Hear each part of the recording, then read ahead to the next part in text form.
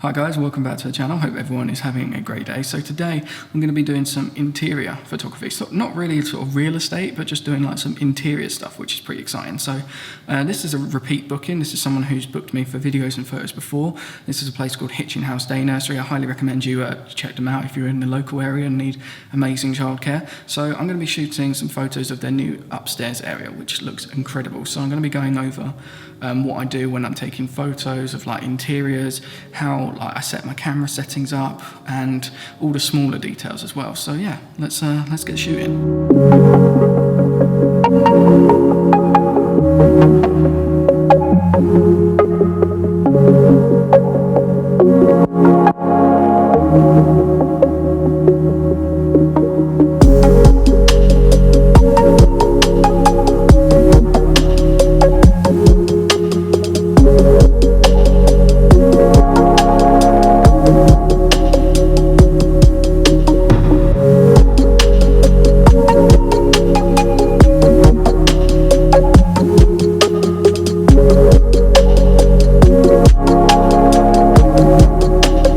So I've just gotten some shots of the first room. Now what I do is I bracket my shots, so I take multiple exposures. That way every part of the room is sort of in focus and is correctly exposed. So I shoot a shot for the highlights, I shoot a shot for the shadows, and I also shoot a shot for the mid-tones as well. And when I get them into Lightroom, I merge them into one photo, and it's sort of like a HDR merge, and that's how I take the photos. Now I'll go over the actual settings in one moment. I'm going to go shoot some more shots. So what I'm doing first is, on the shoot, I am basically going to be getting all the wide shots, all the different corner shots, all the things that show everything in the room first. So I'm going to get them first, and then after I've worked my way through all of the upstairs, basically what I'm going to do is I'm going to go back on myself, and then I'm going to shoot like the little close-up, you know, the smaller details with more sort of shallow depth of field, because at the moment I'm currently shooting at about f8 when I'm taking the photos. That way everything is in focus, everything is sort of sharp to sharp from every corner of the image. Now I'm going to go back on myself and go back with like a 50mm, something like an f1.2, and I'm going to be shooting more shallow depth of field stuff, closer details, you know. Obviously this is a nursery, so I'm going to get some close-ups of the toys, different materials, get some nice texture going on there. So I'm about halfway through the upstairs of the wide shots, so I'm going to carry on, and then I'm going to go, yeah, get the close-ups, which is really, really cool. It's amazing how different this room looks from when I used to work here. It's really, really cool. So yeah, let's get back to shooting some wide stuff. One thing you also want to check is make sure there's no distractions, nothing that shouldn't be in the shot. So obviously my camera bag is over here, and my phone and my other camera, they're going to be moved. So make sure that nothing is in shot that you don't want to be there. So this is sort of the framing that I'm going to do for this shot. I'm also going to get like a close-up picture of that picture up there on the wall, and the other one over there. But yeah, that's the gist of that. Just make sure, you know, you frame it up perfectly. Make sure nothing's too sort of overwhelming on the left. Make sure nothing's too overwhelming on the right. You just want it sort of nice and even. So sort of like that. It's not proper straight yet, but that is the sort of vibe I'm going to go for with this shot here. So yeah, I'm going to go and move my camera bag, because that can't be in shot.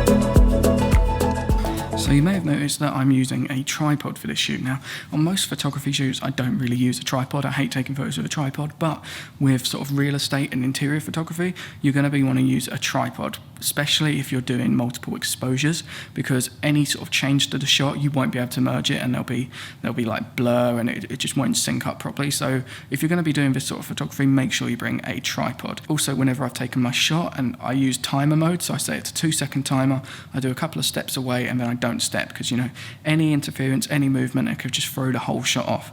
Also, have you seen this? Look at this library, man. Look at that. It's like something out of like Harry Potter or something. It's so cool.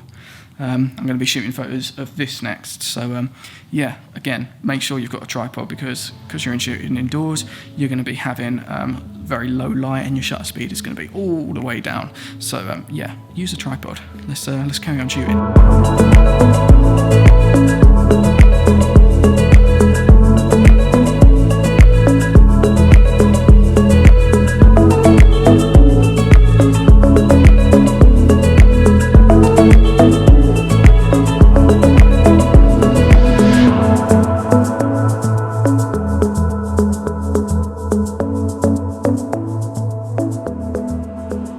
So I've just got all of the wide shots for upstairs. So what I'm going to do now is I'm going to switch from my 11 to 22, which I'm using now.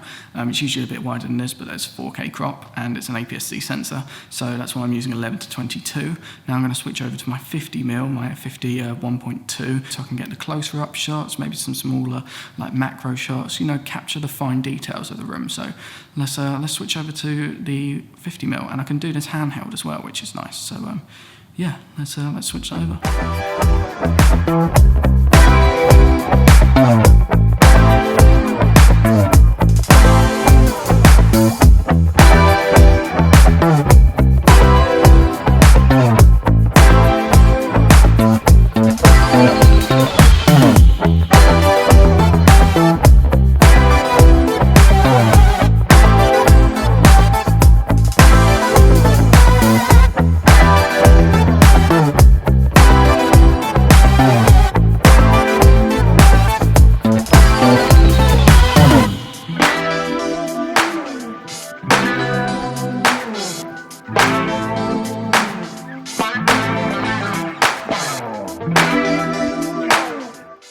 Right, so I've done about half of the rooms now for like the smaller details, you know, close objects, so I can get a nice shallow depth of field.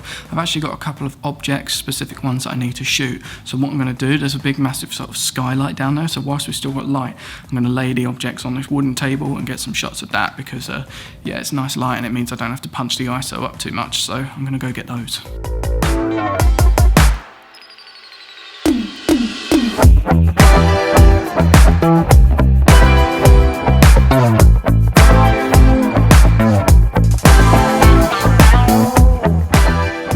To the last room of the upstairs. I've got one more room to shoot downstairs.